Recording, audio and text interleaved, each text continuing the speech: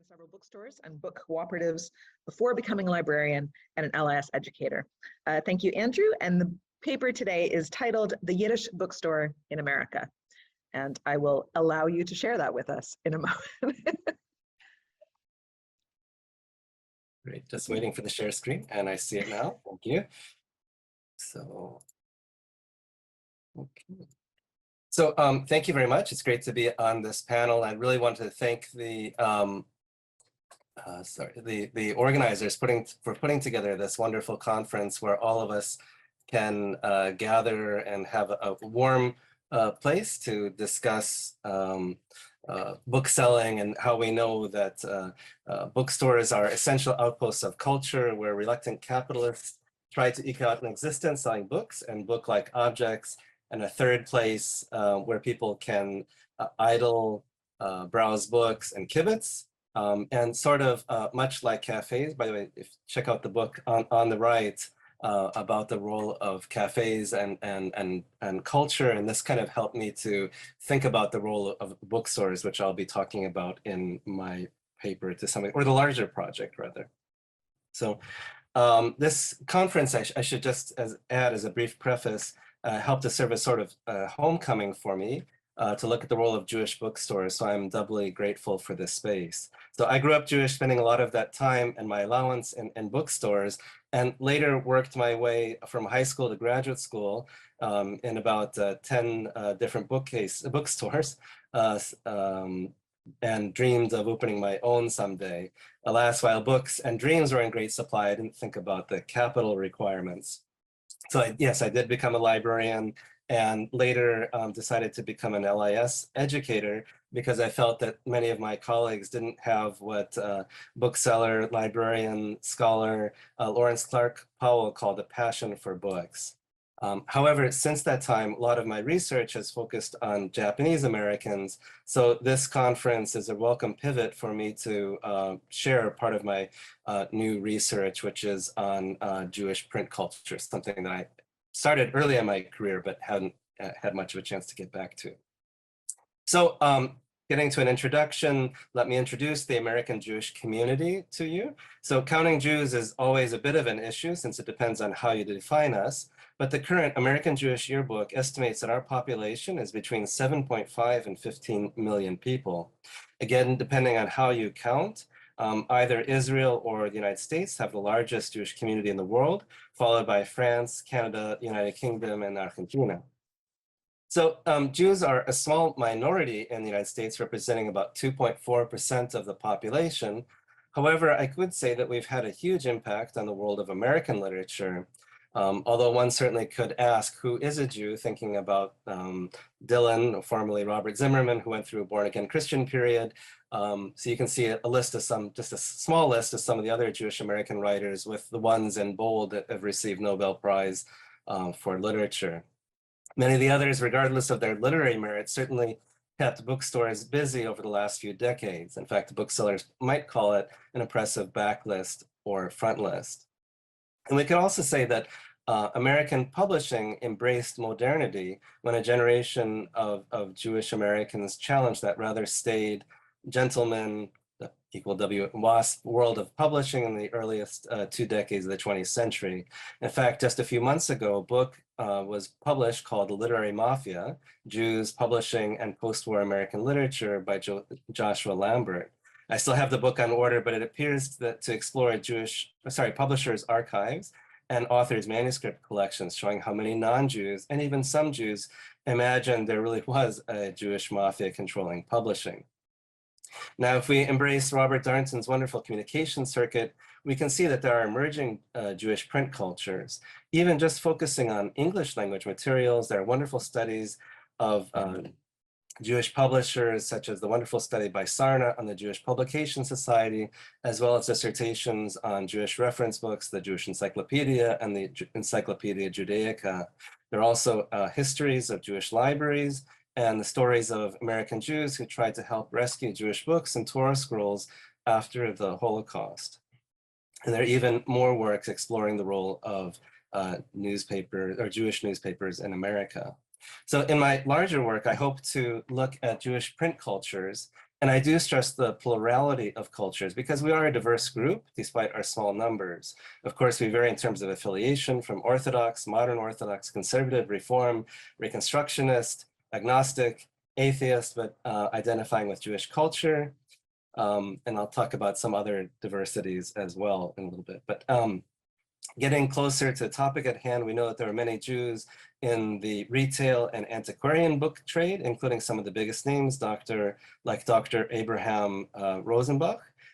However, unfortunately, these have received all too little attention. So we also differ in terms of our ethno-linguistic background. We often see the world in sort of a Sephardic Ashkenazi divide, the former referring to Jews who were exiled from Spain and Portugal during the 1492 Inquisition, who originally settled in the Netherlands, Ottoman Empire, and North Africa, where some of them were involved in creating some of the first printing presses on the continent. Indeed, many of the first Jews who came to what would later be the United States were Sephardic Jews who had escaped the Inquisition, settled in the Netherlands, then migrated to Latin America, and then found refuge in the Dutch colony of New Amsterdam, now New York. However, these numbers of Sephardic Jews were relatively small. And so in the United States today, the majority of American Jews, about 95% claim to be of an Ashkenazi background. So that includes both German speakers originally, and as well as the next group that I'm going to be talking about. So the German Jews largely migrated around the 1840s, as you can see, around the time of the failed revolutions in Europe. And the Eastern European or Yiddish-speaking Jews that I'm going to be focusing on largely came starting in the 1880s.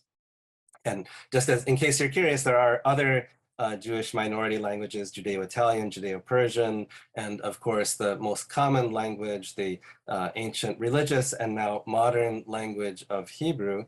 But my paper instead today is focusing on the rise, fall, and rescue of Yiddish books in America.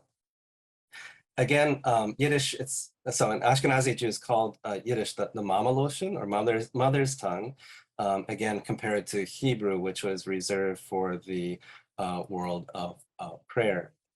So Yiddish is a combination of languages from the Ashkenaz, basically Germany and France. It's largely Old German with some French and Hebrew words. And then when the Jews migrated to the Pale of Settlement in the Russian Empire, the language then included a large amount of Slavic words.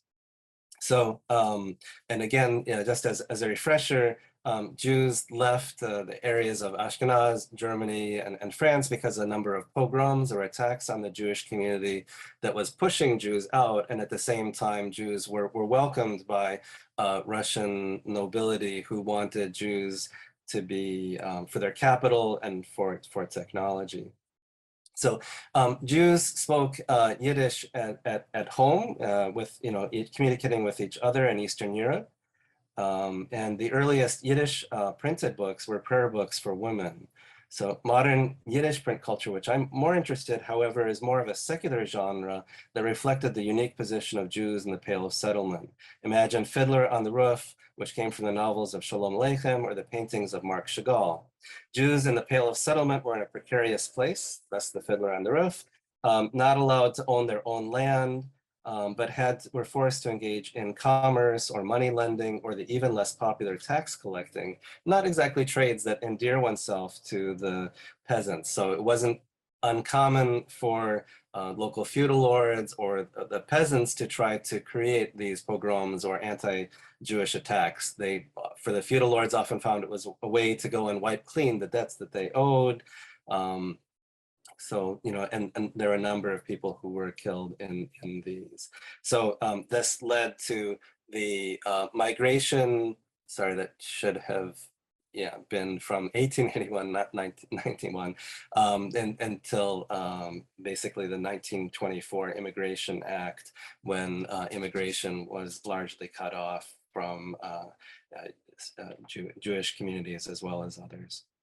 So, however, even before Jews migrated from the Pale, Yiddish literature experienced its blossoming. It began as a vehicle for more assimilated urban Jews trying to share their exposure with modernity.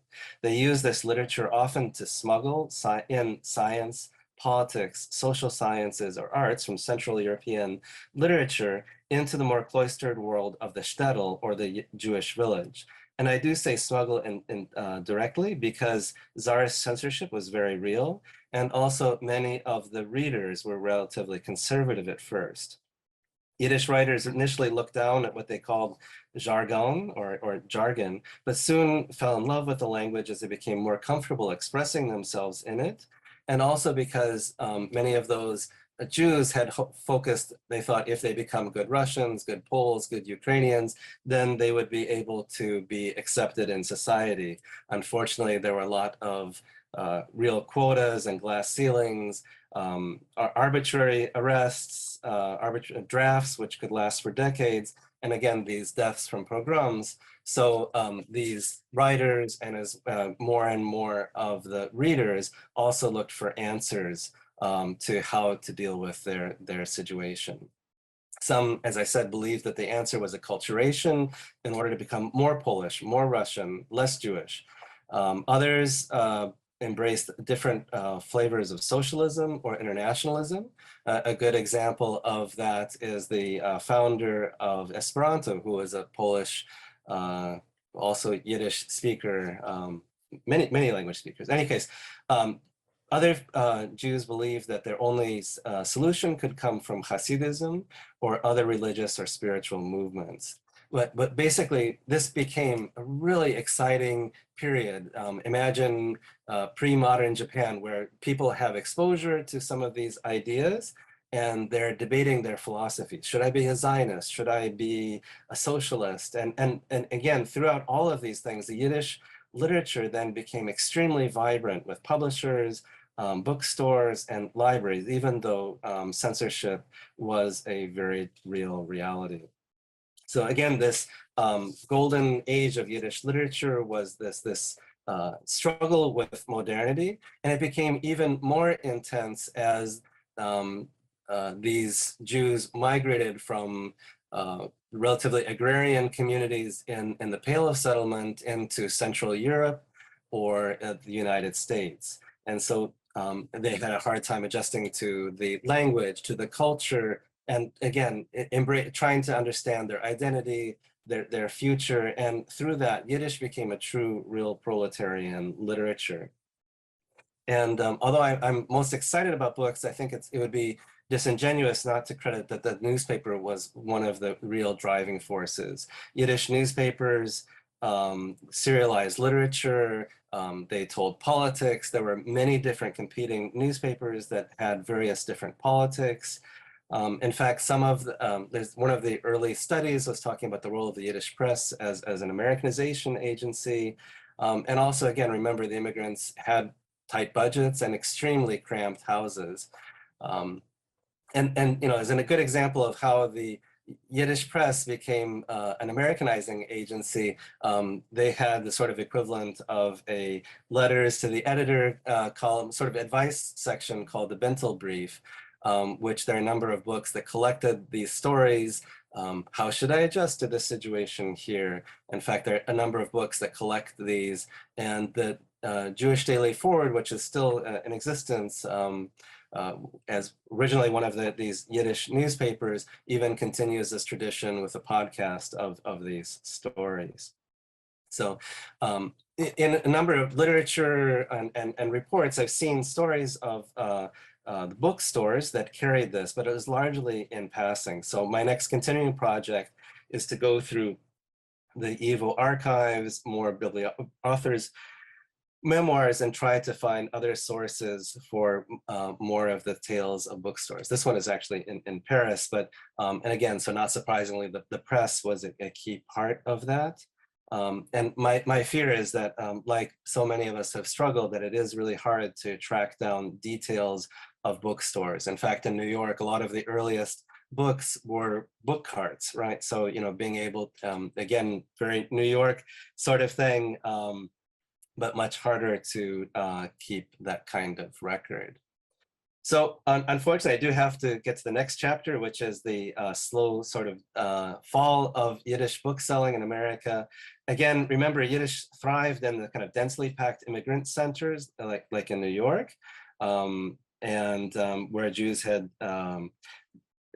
soon as they accumulated a little bit of money, the dream was to then go to the exotic locales of Queens, Brooklyn, the Bronx, or further distant provinces. And in those communities, their children then learned to speak English as their primary language. Even in my own family, as an example, my aunt was raised originally speaking Yiddish at home until age 3, but then she stopped speaking that language because the kids in the neighborhood wouldn't understand the Mamaloshin. So my her younger sister, my mother, was never taught Yiddish at all. American society, especially the education system, in particular during World War I, stressed that one needed to speak English or speak American in order to demonstrate that one was at least 100% American. And for many Jews, it was hard enough to pass on Hebrew as a religious language, so Yiddish sometimes was forgotten. The major exceptions were the islands of Hasidic worlds and extremely secular communities. Jewish socialists and others who fell in love with Yiddish and were not going to embrace modern Hebrew or biblical Hebrew.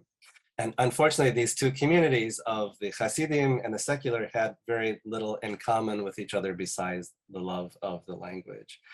So Yiddish's fate was also in great decline due to the end of immigration, the pressures of acculturation, again, the possibility of, as they moved into suburbs and other communities. And I think about in my own family as a case, how my grandparents, who were very active Yiddish readers, tried to demonstrate their Americanism with the sort of golden pages of the golden spines of the National Geographic, the Book of the Month Club titles, which is a great study about the role of Jews who were involved behind that, how one can show that this kind of middle class, middle brow status. In the grandparents' case, they went even further. I remember the copy of the book on fighting communism by J. Edgar Hoover, that one could never be too American. At the same time, they were still proud to be Jews, so they had the Jewish Encyclopedia and English titles from the Jewish Publication Society. And they still loved to visit the Judaica bookstore in Buffalo and came truly alive when visiting the the East End, of New York City and browsing Lower East Side bookshops after getting a good milchig lunch. So my own parents settled even further into Minneapolis, Minnesota, where there also was a Jewish bookstore that had lasted for 1 century. It had one wall of Jewish books, cookbooks, novels, handbooks, and the like, where Yiddish was almost a token curiosity. And even there, books, not only Yiddish books, became a smaller part of the sales, replaced by religious items and tchotchkes that make for good presents at a bar mitzvah or a wedding. And even though Minneapolis-St. Paul area has a Jewish community of around 44,000, over time, those could not keep the bookstore afloat into its 2nd century. It might have been partly because of the rise of another Jewish bookstore, but also it was more because Jewish literature had entered the mainstream and one could find Jewish titles in one of Minneapolis's wonderful presses. And of course, that was nothing about the idea of Amazon, which we won't get to in this time period, or Judaica.com, which obviously is not in the same league. I should add that what seemed like the death of Yiddish was not only an American phenomenon.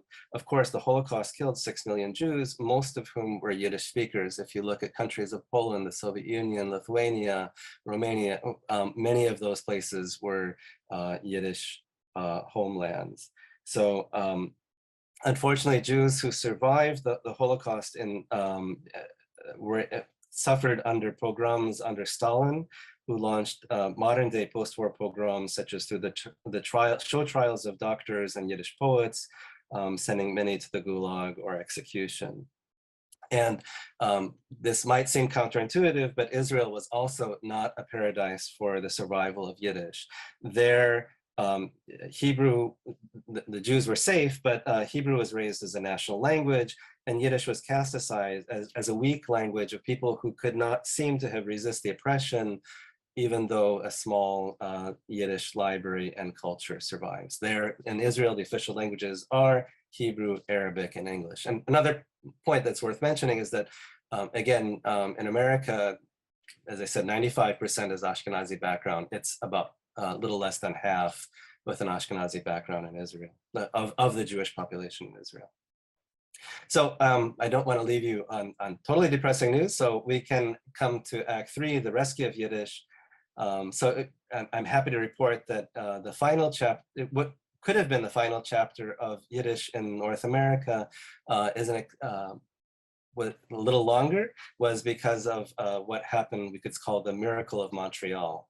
Social forces there differed from other parts of North America where Jews settled, because the main friction there was between Francophone Quebecois and English-speaking Quebecers. So public schools were, in the United States, were a large force in terms of English only, but in Montreal, the province supported sending Francophone students to Protestant schools and Francophone speakers to Catholic schools. The Jews there demanded equal rights and were able to send their students to a Shalom Aleichem school where they learned Yiddish as well as English, French, and Hebrew. Because of this, Montreal had a thriving Yiddish scene with a bookstore, a Jewish public library that lasted at least for another generation. So while by the 1970s, obviously Yiddish was on a continued decline, but it was one of the last bastions of secular Yiddishkeit in North America. So, and that was also the destination for Aaron Lansky. He went to study Yiddish at McGill University, and there they had this, I encourage you to read his book that's on the left, Outwitting History. It tells a story about how when he was a student, he would try to gather Yiddish books and eventually created a network of Sammlers, people who would go and try to rescue Yiddish books and give them to research libraries and students. And this now developed into this wonderful center in Massachusetts, where Lansky centered it very deliberately far from New York and the kind of internecine battles over Yiddish cultures. They have a number of digitization projects, and Lansky himself was given MacArthur Genius Award in honor of his recognition of cultural sustainability.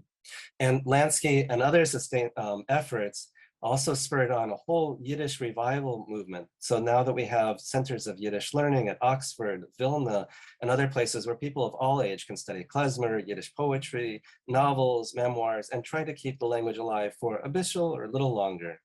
And we could also say that that's part of, akin to the Jewish renewal movement of the 1960s or 70s. And I'm trying to see how I'm doing on time.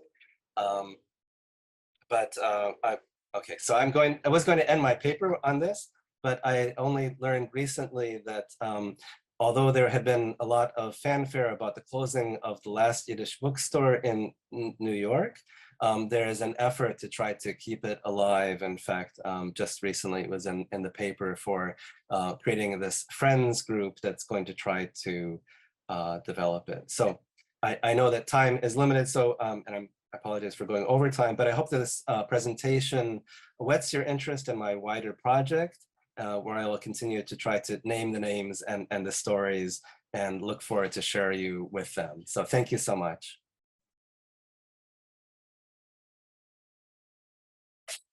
Thank you so much, Andrew. And our final speaker of this panel, and then we'll have time for questions, of which I'm sure there will be many. These are fascinating papers. And our final speaker is Eleanor Shevlin, professor of English at Westchester University of Pennsylvania. Eleanor has published books, chapters, and articles on topics ranging from book history, 18th century British novels, and culture, post-colonial fiction, and law and literature. She is the recipient of numerous grants and fellowship, and her talk today is drawn from her ongoing book project on the late 18th century publisher, printer, bookseller, and author James Harrison, and his role in knowledge production and the marketing of culture in Britain and beyond. And Eleanor, I will make you co-host so that we can see your screens. Thank you. There you are. Let me see, I'm going to just let me get this up Here is the PowerPoint right here. It should, okay. And, oh, just 1 minute.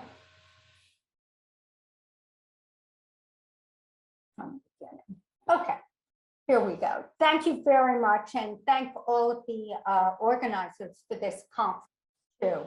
Everybody can hear me, right? Okay. Located at number 18 and 19 Paternoster Road from 1777 through 1797, Harrison and Company was literally at the heart of London book trade, what James Raven has deemed the engine room of the literature industry during the second half of the 18th century. The shop's key proprietor, James Harrison, was a bookseller, publisher, roles frequently combined at the time, and he was also a printer and author. The shop's inventory included collections of poetry, drama, fiction, natural history, biographical worthies, world geographies, topographical views, music, essays, fashion plates, and standard household texts, such as the Complete Family Physician or Protestant Family Bible. All of which he not only sold, but Eleanor, yes, Eleanor, I'm so sorry. Do you have slides? yes, can you see them? Oh, no, I can't. Can you share your screen? Just 1 minute, yes. Let me, so sorry. No, I'm sorry. I'm sorry. I didn't mean to interrupt Oh, interrupt your flow. no, that's but fine. yeah, the green button at the bottom, you should be able to share your screen. I had it, and I thought, let me go back there Oh, and go to the there we go. start. So there we go. Yes. And I was going to go from the beginning, so we'll do this. You can all see it. Perfect. Okay. That's great, Eleanor. Yes, Thank you. This is a mixture of the corpus. It's a kind of collage, and there's some material elements in there, but he had illustrations too. Now, let me see where I am. So sorry about this. Okay, so I was just explaining all of these types of books that he had in his shop. That the shop's main competitors occupied premises immediately joining his on the row. Alexander Haag was at number 16, and then Chon and later Charles Cook was at number 17. No doubt made Harrison wish that there was a piston or two less, cylinder or two less in that engine on Paternoster. My remarks today focus first on reconstructing key features of the exterior and interior of his shop, and then on the proprietor's marketing acumen and role as a bookseller publisher on the row. I connect these two examinations by drawing from Derek Gregory's integration of geography and social theory and James Raven's concept of bookscapes to argue that Harrison's shop location and its physical appearance not only reveal much about his bookselling publishing practices, but also that an awareness of place, space, and landscape is intricately embedded in the books he produced and sold. This demonstration, in turn, forms part of a broader corrective to perceptions about Harrison and other Paternoster bookseller publishers, and is a lesson in how easily the historical record can become distorted. Specifically, the Rose concentration of shops engaged in parts publication and sales resulted in their proprietors acquiring a collective identity as Paternoster numbers purveyors. Such a designation has unfortunately skewed the record, the narratives that we've received about such operations, and especially obscured the individual distinctive identities each had. A paucity of surviving records has also hindered recuperating. Oh, here, sorry, I'm always bad about this. These are the little, all of the pink here are the bookselling and book trade affiliations in London during the during this period. And the part that I have circled is the concentration of shops that I am talking about, with the two on the far left, that's 18 and 19 right here, which are Harrison's. I was going to the destruction of records, and that's a scene of Paternoster destroyed by the Blitz. In terms of Harrison, additional factors have complicated matters further. From at least the turn of the 20th century on, all accounts of the book trade have misidentified this James, conflating him with another non-related James Harrison, also in the trade, and part of the storied Harrison family operating at the time at 35 Paternoster, at the same time that R. Harrison was operating at 1819. Despite these obstacles, tax records, fire insurance policies, leases, and more have enabled us to glean often significant information about London book trade shops. The lease for 1819 Paternoster, for instance, has afforded rich physical details about the firm. Executed on the 19th of February, 1780, the indenture lists Harrison and his silent partner, Thomas Drury, as tenants, noting that they currently inhabit the premises and extending their tenancy for 21 years. The lease's length underscores Harrison's interest in building an enduring enterprise at this address and his confidence in his ability to do so. The lease stipulates that practicing any trade other than bookselling or printing at the premises are grounds for terminating the agreement. Although other records tell us that Drury was an upholsterer, looking glass manufacturer, and carpet dealer, he does not seem to have practiced any of these occupations at 1819. And in fact, his name, except for legal records, and never comes up in the context of Harrison's book business. Engravings of the shop's exterior found on trade cards, as well as the title page of Harrison's picturesque views of the principal seats of the nobility and gentry, and here is the title page reproduced, evoke a solid, even impressive edifice.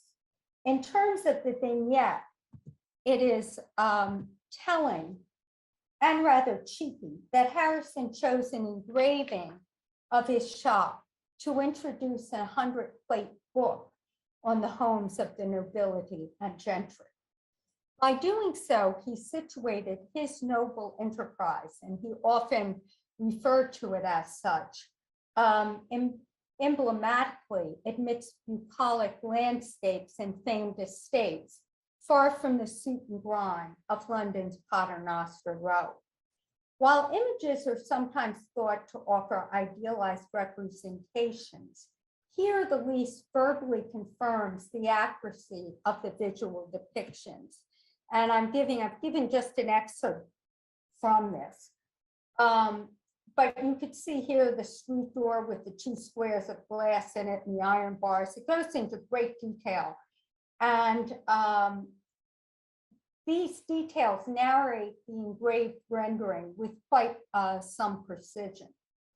The lease does not provide building dimensions, but other sources indicate that the frontage of number 18 through 16 was 60.5 feet, and that of number 19 was 41.25 feet. As such, Harrison's storefront would have physically dominated this section of the row, which consisted only of his shop and those of his 2 competitors. And as you saw from that map before, they're bounded on one side by Lovel Court and on the other by Queen's Head Passage. Renting for 52 pounds, 10 shillings annually, 18 and 19 were joined by communication passages. The lease warned that no additional passageways or any other renovations could be made without the consent of the landlord. nor did it suggest that changes to the premises would be desired.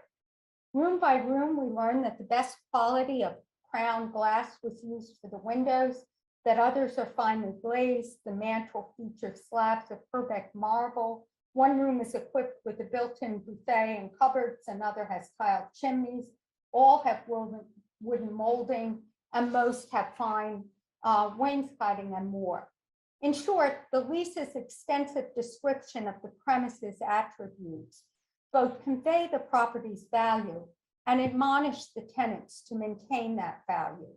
Indeed, the lease notes several times that the owner or his assignees can visit the premise day or night to inspect and ensure its upkeep. Moreover, it specifies the tenants must regularly undertake an itemized schedule of mandatory maintenance, from painting the exterior as well as the interior to scouring the privies and keeping the glass and all wooden features in good order. The lease's meticulous itemization of quality fixtures and materials, the strictures of upkeep, and the aura of valuable property suggest quite a different clientele than that associated with the numbers label. This label has traditionally connoted a purveyor of cheap print, catering to young schoolboys and mechanics. In the case of Harrison, not only the lease's account of the shop's appearance, but also provenance information point to a clientele of far better means than is conventionally evoked by the Paternoster name.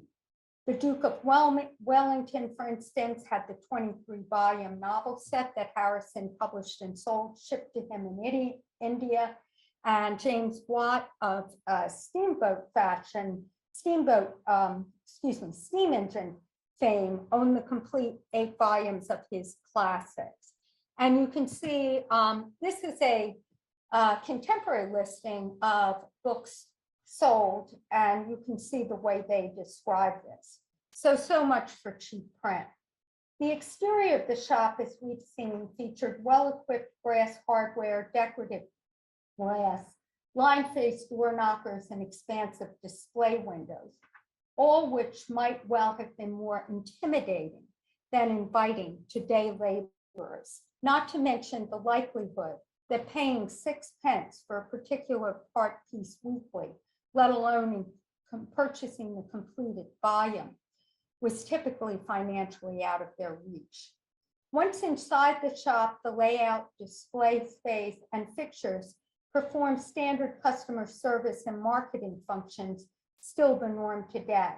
Number 18 shop's 9-foot counter with an oak top and opening in 3 parts with an arched seat behind the counter and a shelf over it is surrounded by shelves and more shelves. A cupboard with doors provides storage for additional stock, and sash windows extend the length of the shop with 2 shelves, similarly stretching the entire length.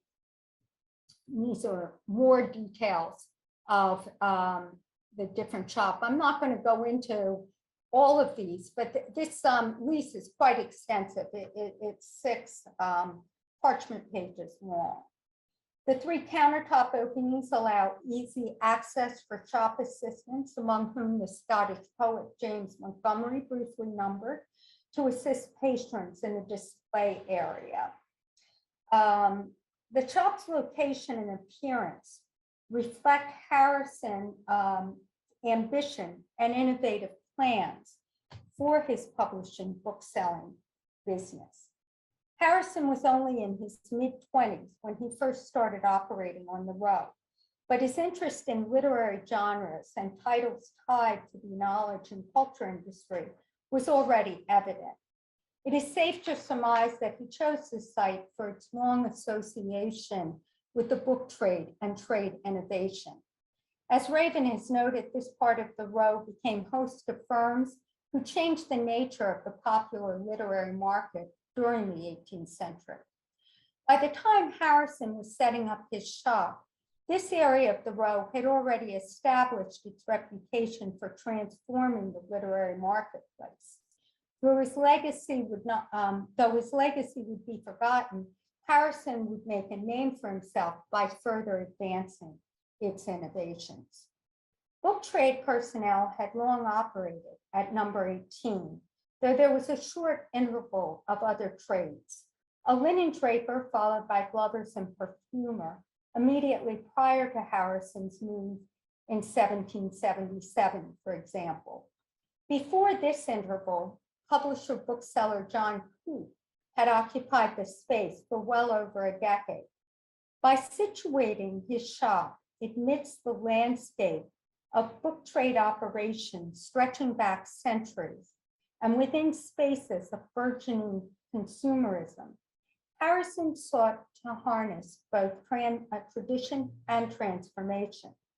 While the aesthetics of the premises he selected and its location dovetailed with acute awareness of the book as a spatial entity, his approach to titles and book designs also had ties to the work of all three of his shop's immediate prior tenants, as well as his silent partner, Drury. As a bookseller, Coote was known for promoting the magazine, a trending genre at the time, and for using fine illustrations in otherwise modest works. Like Coote, Harrison favored the magazine as a form, but he appropriated the genre's concept and visual conventions to create his own version of collections, a form of selling works also equally in vogue at the time.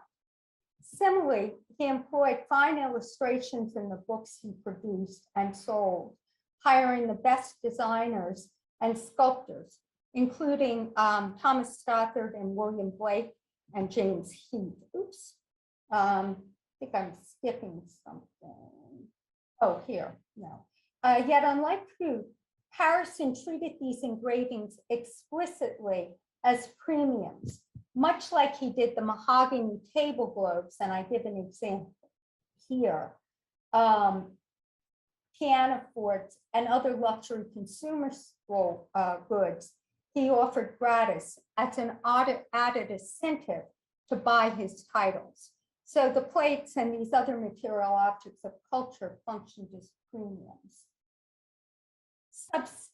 Substantively, these illustrations typically featured multiple aspects of 18th century consumer culture, from well-furnished interiors to Orientalist scenes and fashionable outfits, as well as exotic flora and fauna.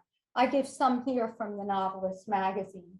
His concern for aesthetics was evidenced in his willingness to reject a print when dissatisfied with its design or execution, and he would incur additional expense to do a fresh one, paid the other person and found a new artist to do it. The distinctive frames that Harrison used for many of these illustrations formed yet another tie to the area's material culture. And they were unlike other frames of engravings at the time for books. Unlike the frames used for paintings, these engraved borders instead resembled those used for mirrors and were likely influenced by his silent partner Drury's role as a looking glass manufacturer.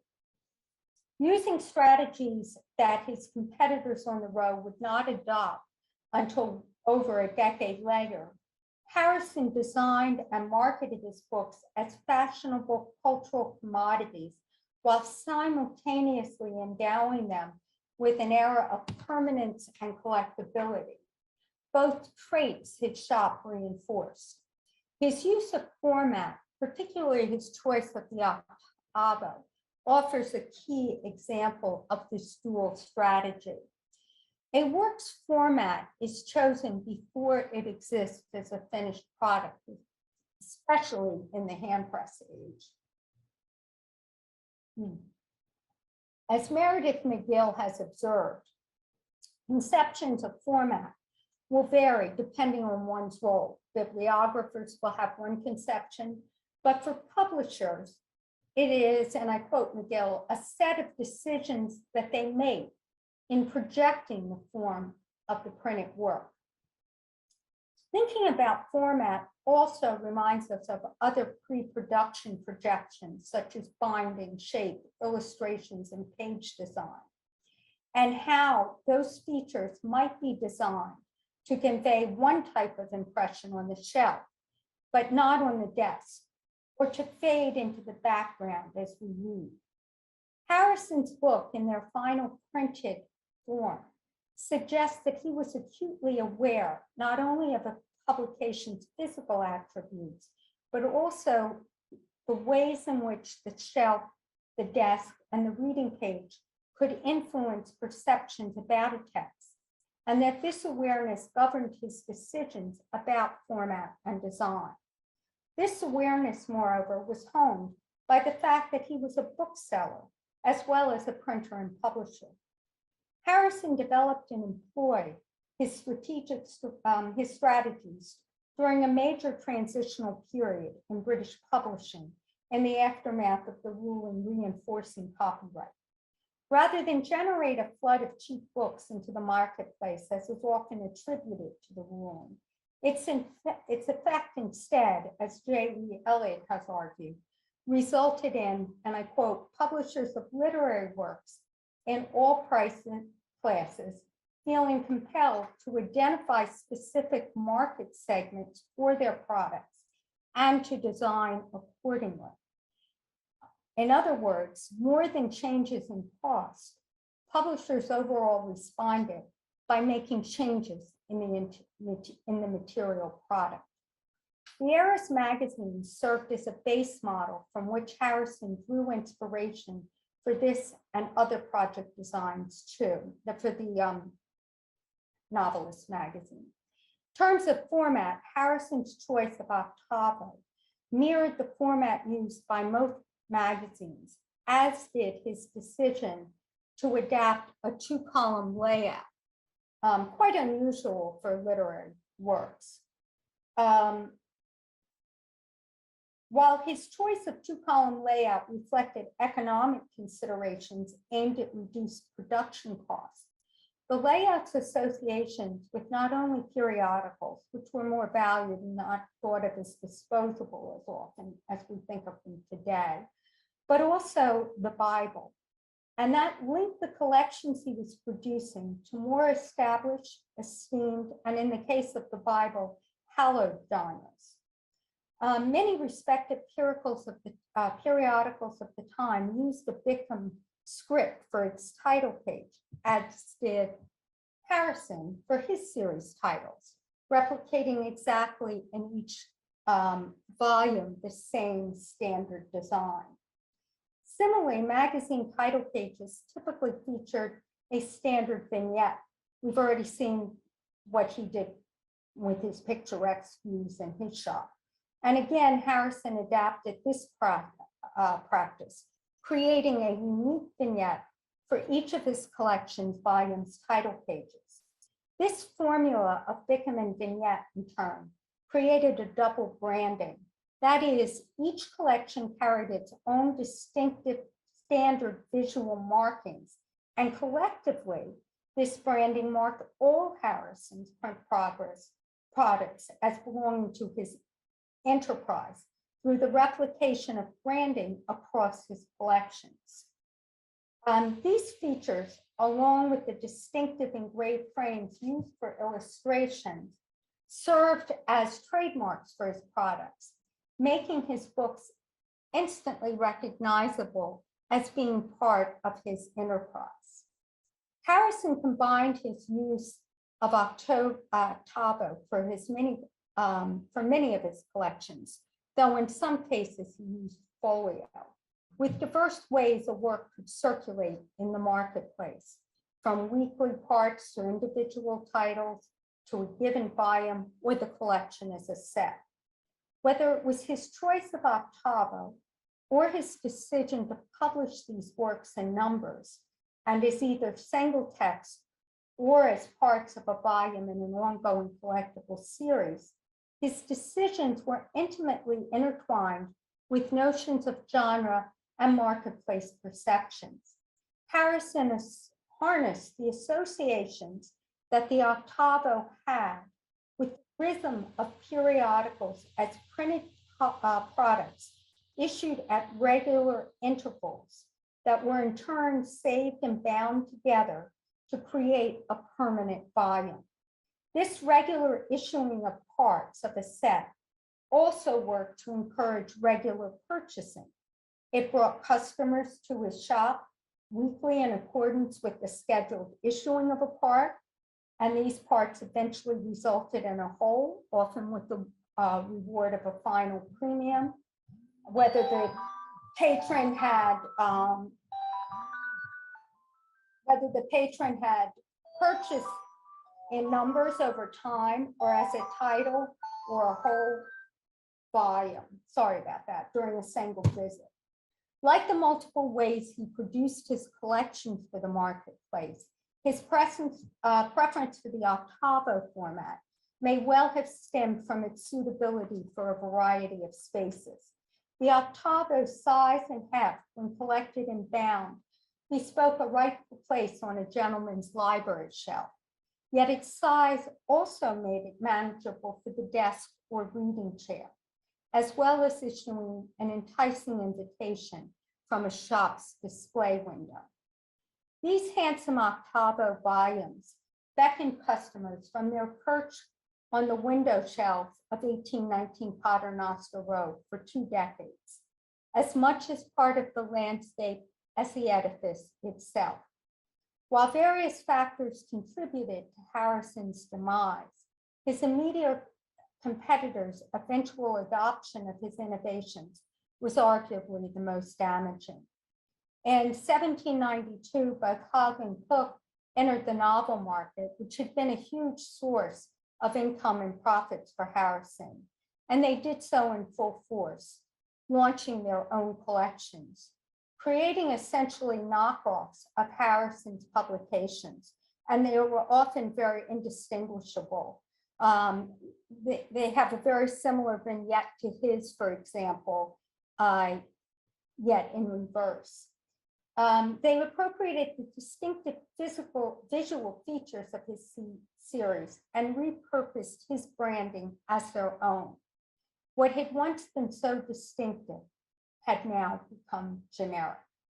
While Harrison's legacy of innovation has been forgotten, I will just close by saying both his visual branding for his publications and his premiums are strategies that have endured and still exist in the late 20th and 21st century book marketplace. This is the final hurrah where his sheets and the copper plates are being sold. And I just thought, I would definitely close with that yet. Thank you.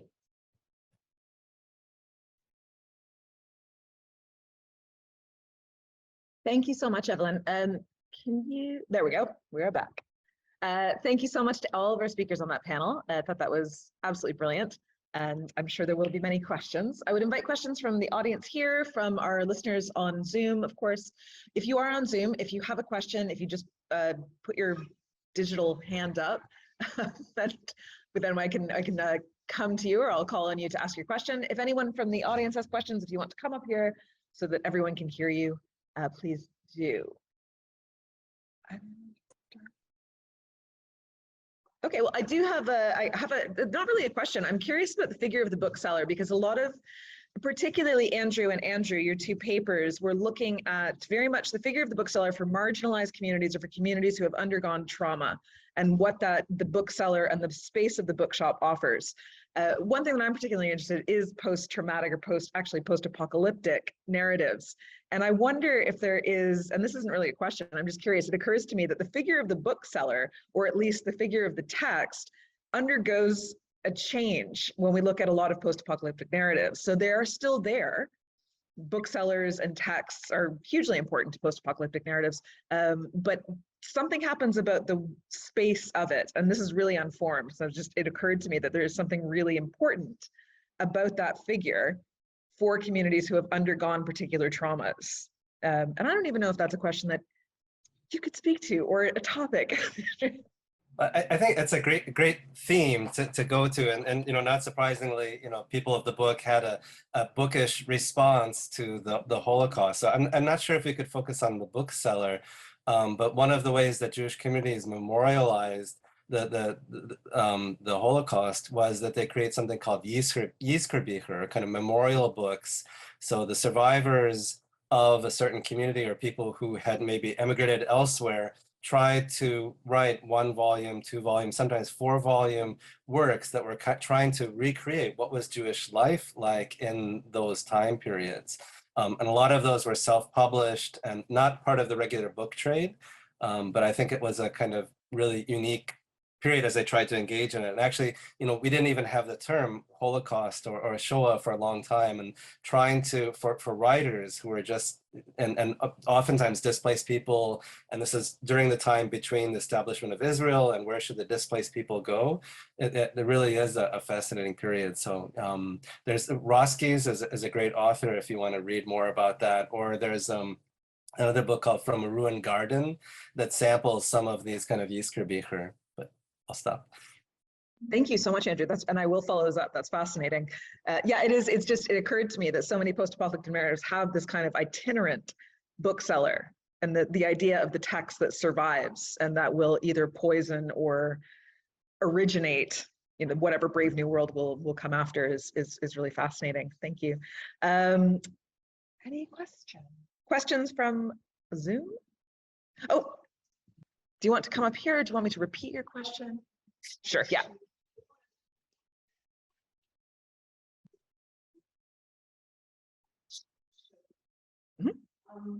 Why do you think there's an increased awareness when it comes to the end of culture, as opposed to say the end of culture?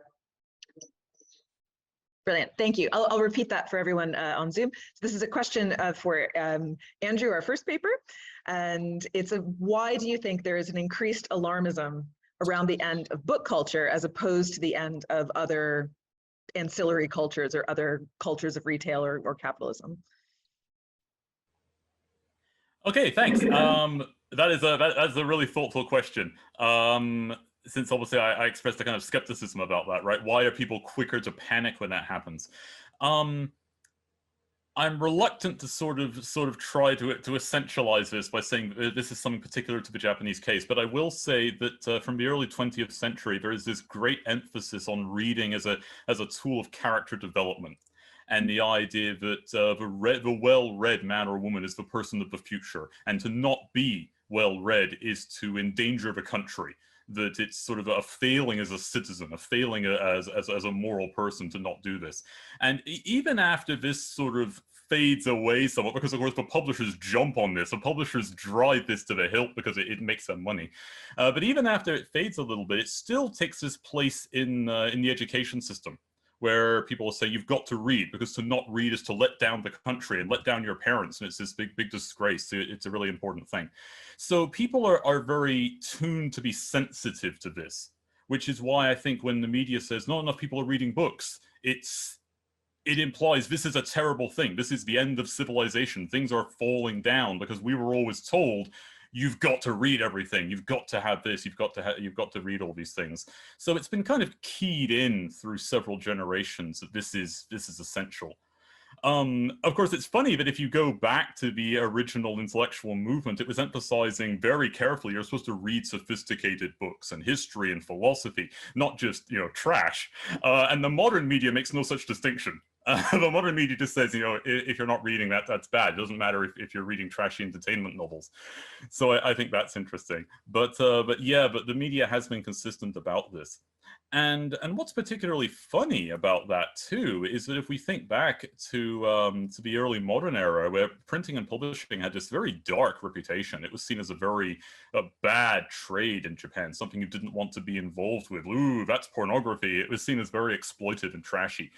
And then it gets kind of elevated. So that by the time the 1920s are rolled around, the bookstores are a fundamental part of a community. You're proud to be a bookseller. Don't just call me a merchant. I'm a bookseller. I'm higher than that. And there's this whole elevation of the reading culture. So it takes on this very I don't want to call it sort of a pseudo-intellectual vein, but it takes on this kind of thing. I suppose it's also possible to see that from the lens of sort of middle-class consciousness as well, that rises around the same time. But that's a little bit getting into a much bigger topic, so I think I'll stop there. Thanks. Lovely. Thank you so much, Andrew. Can I go to Gail, please? Gail, can you hear me? And do you want to ask your question? Yes, I can hear you. This is for Andrew W. Yeah, well, I come from one of the smaller communities outside the US, getting smaller all the time, but that's another discussion. I'm very interested in retrieving our Jewish culture here in Britain, which is very rich as well. But I thought it was very good to be reminded by you about the variety of Jewish cultures even within the US, because, you know, there's a sense in which we all go, oh my God, it's American cultural imperialism, and it's applied to it's not just to the Jewish community, but we feel it from the Black community as well. So that's very interesting. And I just wanted to say that I've been personally connected to the positive sides of that Yiddish community, which is my background as well, through Sharp, because of the Sharp email list. I came across the Yiddish Book Centre and Lansky, Aaron Lansky, and I would really truly recommend that book. It's quite a good laugh, actually, in some ways, if you have a Jewish sense of humour, I suppose. Yeah, so it's just interesting, and yeah, there's other things that I could say. I guess I'd like to be in touch with you after the conference, really, because I think that there's various things that we could usefully exchange in this whole area, really. So thank you very much. Thank you so much, Gail. Sorry, I'll just, Andrew, we can probably do, no, we're done. Oh, I'm so sorry. Okay, I've just been informed that we have a hot meal downstairs. So Andrew, do you want to ask a question? And then we shall draw this to a close quickly, and I will take questions from everyone. We will collate them and we will send them. Well, actually, I'll give them to the conference organizers, but they will collate them and send them out. So Andrew, did you have a last? Oh, you're on mute. Sorry, I did that again. Okay, so just want to say, I think it's great to be on this panel. And really quick question for the other Andrew, and just wanted to say, I do think that Japanese readers are different still, and I think that is I think you have a wonderful study.